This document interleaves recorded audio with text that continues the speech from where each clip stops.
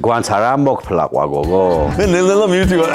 ცოტა ხანში კაცნაირი გადაწყვეტა იყო რა, აი რომ გაგბურძლობს ხო იცი?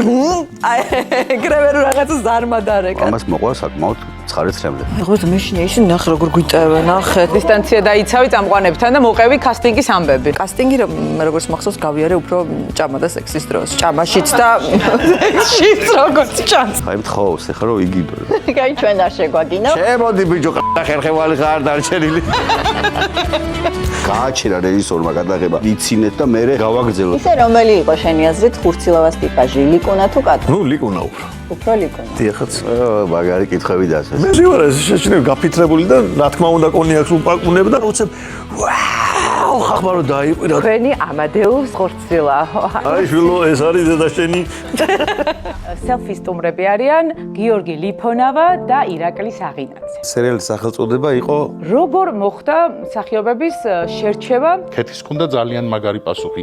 ეს არის პერსონაჟი, რომელიც იტყვის იმას, რაზეც ქართველი ქალები არ ლაპარაკობენ, მაგრამ ფიქრობენ. თქვენი საყვარელი მამაკაცი გმირი, როგორც უბრალოდ მაყურებლის.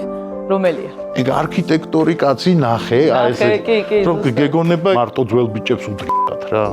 კარგი ინფორმაცია მივეწოდოთ მაყურებელს თუ რატო გადავიდა კავეაზე ჩემი თორის დაქალების 18-ვე სეზონი. ეს პოდკასტიც არის ამ ყველაფრის მცდელობა და გამოძახილი, რომ რაღაცა საერთო სიტყვა ჩვენ და კავია პლუსმა ვთქვათ. თქვენი აზრით როგორი უნდა იყოს ბოლო სეზონი? ბოლო უნდა იყოს თუ მორიგი?